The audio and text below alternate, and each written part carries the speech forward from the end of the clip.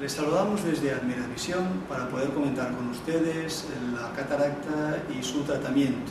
El tratamiento de la catarata es quirúrgico y para ello contamos con la presencia de la doctora Noemí Casamayor y de yo mismo, que soy el doctor Rafael Villa. La cirugía de la catarata tenemos que hacer bien un recordatorio de anatomía ocular, que será breve, no se tienen que preocupar. Acuérdense que anatomía quiere decir cortar y volver a cortar, que es lo que hacían los antiguos anatomistas. Por lo tanto, iremos cortando y diseccionando el ojo para poder explicar las diferentes particularidades. La fisiopatología, lo que es fisiológico y lo que es patológico, lo que es normal y lo que no lo es. Los síntomas, que como todos sabemos son subjetivos, es lo que el paciente refiere, lo que nosotros sentimos, en contraposición a los signos, que los signos serán los tipos de cataratas que ya son medibles, ya son objetivables. También hablaremos de cómo se realiza un diagnóstico de la catarata para obviar errores y finalmente hablaremos de las indicaciones quirúrgicas, cuándo se tiene que operar una catarata. La doctora Casamayor luego después será la encargada de explicar el procedimiento quirúrgico de esta catarata. Como laboratorio de anatomía ocular tenemos aquí unos esquemas del ojo. Brevemente empezaremos por esta diapositiva de aquí, que nos consta todas las características del ojo. La esclera es la primera capa, que es blanca y dura y rodea al ojo. El iris, todo el mundo sabe, es lo de color del ojo. La córnea es la estructura transparente que protege a la parte anterior del globo ocular, que es del mismo tipo histológico, de colágeno, exactamente igual que la conjuntiva, exactamente igual que la esclera, pero ordenado en el espacio, de forma que es transparente, no como la conjuntiva o la esclera, que no lo es tanto. La pupila es un agujero, claro, por donde pasa la luz. Mucha gente no sabe que la pupila es un agujero, pues es un agujero que tenemos en la parte anterior del globo ocular. Finalmente hablaremos del cristalino, objeto de nuestra pequeña charla, que es la lente que tenemos en la parte interna del globo ocular, y posteriormente destaca todo el líquido que tenemos dentro del globo ocular, que es el humor vítreo, que es el encargado de rellenar las 4/5 partes de este globo ocular, la coroides, que es la segunda capa después de la esclera. El ojo siempre lo igualamos con una cebolla, como si fueran diferentes capas de esta cebolla. Primero la esclera, primero la conjuntiva, la esclera, luego la coroides, la capa vascular, y finalmente la retina, que es la capa de células nerviosas. Dentro de la retina, la parte más importante, una de estas partes importantes, es la mácula. Mácula en latín quiere decir mancha, donde se concentra el 90% de la visión. Si tenemos bien la mácula, tendremos bien el 90% de nuestra vista. Todas las neuronas que realizan el pequeño milagro de transformar la energía lumínica en energía eléctrica, nosotros tenemos energía eléctrica en nuestro organismo, se realiza aquí en la retina y es a través del nervio óptico cuando llega hacia el cerebro para llevar la información visual. Aquí tenemos un poquito de funcionamiento de cómo sería, haciendo una analogía con una cámara de fotos clásica. Si nos fijamos en los números romanos, empezamos con el número 1, los músculos que envuelven el globo ocular sería el cuerpo de la cámara de fotos. El número 2 tenemos la córnea, que sería la función de objetivo, transparente. El número 3 sería el iris en el ojo humano, sería el diafragma, que se abre y se cierra para permitir o no el paso de más o menos luz. El número 4 tenemos aquí el cristalino, objeto de nuestra charla, y la zónula, que son los encargados de enfocar, igual que haría un zoom en una cámara reflex clásica. Y como número 5 tenemos la coroides y la retina, la parte final del globo ocular, que sería lo que antiguamente teníamos la película, el negativo en la cámara de fotos. Vamos a hablar de la fisiopatología de la catarata. ¿Qué diferencia fundamental tenemos? Pues un cristalino transparente o un cristalino opacificado. Es la única diferencia que hay.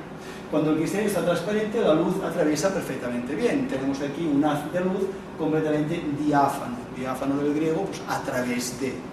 Diáfano, atraviesa la luz.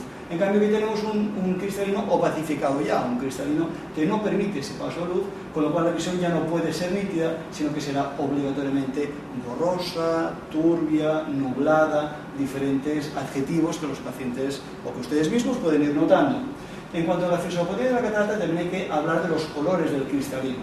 Lógicamente, la diferencia de edad de este cristalino a este, estamos hablando de 89 años y medio de diferencia de edad. Todos con la edad perdemos agua y precipitan las proteínas. El cristalino también.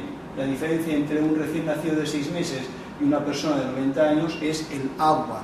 Y aparte del agua, la precipitación de las proteínas. Con lo cual, el color del cristalino cambia a lo largo de la edad de la persona. En cuanto a los síntomas, ¿qué va a referir el paciente? ¿Qué puede usted notar? Lo primero, visión borrosa, claro, es el motivo de consulta principal, no veo bien. Aparte de la visión borrosa, el deslumbramiento típico de aquel coche que nos enfoca con las luces, aunque sean las cortas, o bien quizá los halos que se ven alrededor de las farolas de la luz pública, del alumbrado público.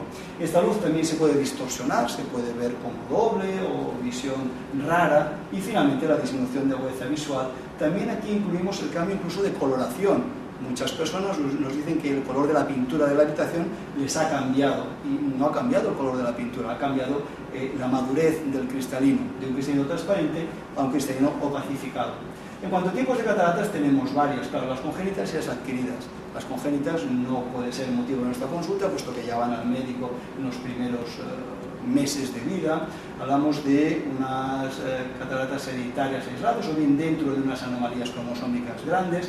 También hablamos de alteraciones metabólicas, o bien de infecciones prenatales. Esto es muy poco frecuente, claro, lo más frecuente son las adquiridas. Y dentro de las adquiridas tenemos que hablar de la relacionada con la edad, lógicamente. Dentro de la relacionada con la edad, siempre hablamos de a partir de los 65 años en adelante, que ya es normal tener una catarata. Una catarata no es una enfermedad, una catarata es una evolución normal del cristalino. Cuando sí es una enfermedad es cuando es presenil, es decir, antes de estos 65 años, entre los 50 y los 65. También sería patológica si es traumática, claro, después de un gran traumatismo, el cristalino se puede opacificar y hablaríamos de catarata traumática. También las hay inducidas por fármacos, la más frecuente de los corticoides, la clorpromacina, una serie de fármacos que pueden precipitar las proteínas del cristalino. Y la secundaria, otras enfermedades, principalmente el glaucoma, la diabetes o cualquier otro tipo de metabolopatía importante. Aquí tenemos varios ejemplos de cataratas. Esta de aquí es una catarata madura nuclear, de la parte central del cristalino, que hablamos del núcleo, como es lógico.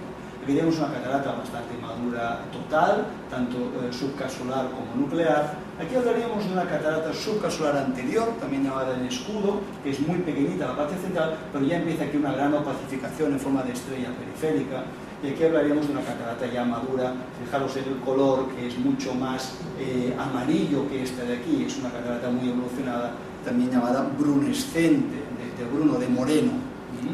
¿Cómo se diagnostica una catarata? Pues lógicamente habrá que utilizar la lámpara de hendidura, que es el microscopio que utilizamos los oftalmólogos. Este microscopio consta de un ocular, como todos ellos, y de un haz de luz graduable. Este haz de luz es lo que nos permite atravesar las estructuras transparentes del globo ocular para llegar a realizar el diagnóstico. Aparte tenemos lógicamente pruebas complementarias como la biometría, un cálculo de distancias, siempre expresadas en micras, para saber grosores y longitudes, en este caso el cristalino, la topografía, la ecografía, fundamental para poder explicar también las alteraciones de dentro del globo ocular. Se puede hacer ecografías de cualquier parte del cuerpo. Cuando el órgano está vacío, el ojo es un órgano vacío, quedan muy bien las ecografías, exactamente igual pues, que un útero, donde estamos todos acostumbrados a ver ecografías de embarazo. Y también utilizamos el test de sensibilidad al contraste, puesto que este baja con la presencia de catarata. Aquí tenemos una foto de un ecografista actuando y aquí unos resultados de imagen. ¿Cuándo se tiene que operar una catarata? Pues para mejorar la agudeza visual, como es lógico. También puede ser una enfermedad secundaria, un glaucoma que aconseje retirar ese cristalino opacificado, esa catarata. También cuando la persona no le gustaría llevar gafas, y puede utilizar la cirugía facorefractiva, que así se llama, cuando eliminamos ese cristalino, aunque no esté opacificado del todo, y podemos poner la corrección óptica dentro del globo ocular en forma de lente intraocular, o bien por indicaciones estéticas, si la graduación de la persona es superior a 8 o 9 dioptrías. Y ahora os dejaré con la doctora Noemí Casamayor para valorar el tema quirúrgico. Muy bien, soy la doctora Noemí Casamayor y les voy a explicar un poquito el proceso quirúrgico de la catarata. Hablaremos primero de la técnica que estamos utilizando actualmente. También les explicaré un poquito los tipos de lente intraocular o de implante que estamos utilizando para conseguir una buena visión postoperatoria del paciente.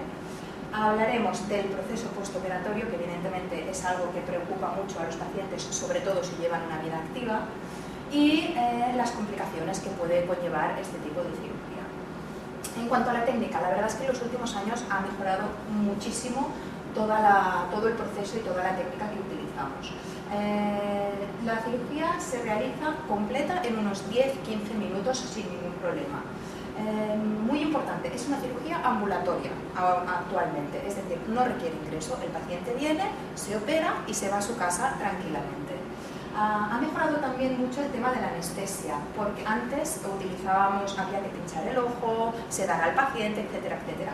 Ahora mismo, sencillamente instilando un colirio en el ojo, conseguimos la anestesia suficiente como para tener una cirugía sin dolor, y además esto nos permite operar a cualquier tipo de paciente, cualquier edad, aunque tenga cualquier enfermedad asociada, y también muy importante, no hace falta suspender los anticoagulantes como el Sintrom, por ejemplo, porque realmente no hay ningún pinchazo. En cuanto al proceso quirúrgico, también se ha mejorado mucho en el tema de la incisión, porque ahora estamos realizando unas incisiones muy pequeñas, de aproximadamente unos 2 milímetros. ¿Esto qué implica? Pues que realmente no hace falta suturar, no hace falta poner ningún punto de sutura, con lo cual no hace falta tapar el ojo en ningún momento. Después de la incisión realizamos la facoemulsificación, es decir, aspiramos el cristalino y introducimos la lente intraocular sin ningún tipo de problema. Este es el aparato, el facoemulsificador, que trabaja con ultrasonidos. Esta sonda es la que introducimos dentro del ojo por esta pequeña incisión aquí, que como hemos dicho es de unos 2 milímetros aproximadamente, y este aparato de ultrasonidos será el que nos permita tanto partir como aspirar el cristalino. En esta diapositiva iremos viendo todo el proceso quirúrgico. Lo primero que tenemos que hacer es abrir el saco capsular en el cual está incluido el cristalino o catarata en este caso.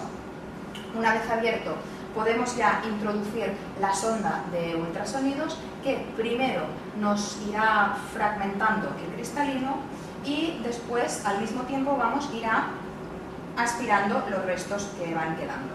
Con lo cual, una vez el saco capsular esté completamente limpio, podremos introducir la lente intraocular, transparente evidentemente, lo cual volverá a darle una buena visión al paciente. Estas lentes intraoculares también han evolucionado mucho desde los primeros tiempos que se empezaron a implantar. Antes, hace años, solo teníamos la opción de la lente monofocal. Aquí tenemos unos ejemplos de lente monofocal. Estas lentes nos permitían una buena visión de lejos, pero el paciente, para leer, tenía que ponerse unas gafitas de corrección. Ahora mismo estamos utilizando lentes ya multifocales. Esto significa que el paciente, cuando le implantamos este tipo de lente, no necesita gafas absolutamente para nada, ni para ver de lejos, ni para el ordenador, ni para leer, etcétera, etcétera. Para explicarlo un poquito mejor, cuando implantamos una lente monofocal, el paciente ve perfectamente de lejos, pero si quiere leer, tiene que ponerse unas gafas para leer, con lo cual quedará enfocado la distancia cercana, pero le desenfocará al poner las gafas evidentemente el fondo de la imagen. En cambio, si utilizamos una lente multifocal, el paciente podrá ver bien a todas las distancias, de lejos, a media distancia, de cerca, con lo cual hemos mejorado muchísimo el confort y la calidad de vida del paciente operado de catarata. En cuanto a las lentes multifocales, no se pueden poner a todos los pacientes. Tendremos que hacer unos cálculos durante el preoperatorio para saber si realmente, sobre todo según la graduación, si se puede o no se puede utilizar este tipo de lentes. Entre ellas hay muchísimos tipos, bifocales, trifocales, acomodativas, pero aquí vemos unos cuantos ejemplos. Nosotros ahora mismo estamos utilizando, por ejemplo, mucho esta lente que da muy buena calidad visual, que también es tórica, es decir, que también nos corrigirá el astigmatismo, con lo cual a un paciente que le colocamos esta lente le corregiremos tanto la miopía como la hipermetropía, como el astigmatismo, como la presbicia. No necesitará gafas absolutamente para nada. Y también estamos utilizando mucho este tipo de lentes, que son lentes acomodativas, es decir, que se mueven, funcionan como si fuera nuestro cristalino natural. De todas maneras, el tipo de lente al final lo decidirán entre el paciente y el cirujano en la visita preoperatoria, porque depende mucho del tipo de vida que lleve el paciente, de si trabaja o no con ordenador, de si hace mucho esfuerzo visual, etcétera, etcétera. Con lo cual, como tenemos multitud de opciones, pues escogeremos la más adecuada para cada uno. Una vez implantada la lente intraocular, como hemos dicho, se da la cirugía por terminada. El paciente Muy importante, tiene una recuperación visual prácticamente inmediata en cuanto pasa el efecto de la dilatación pupilar. El paciente ve bien, se va a su casa sencillamente protegiendo el ojo con una gafa de sol, sin nada más.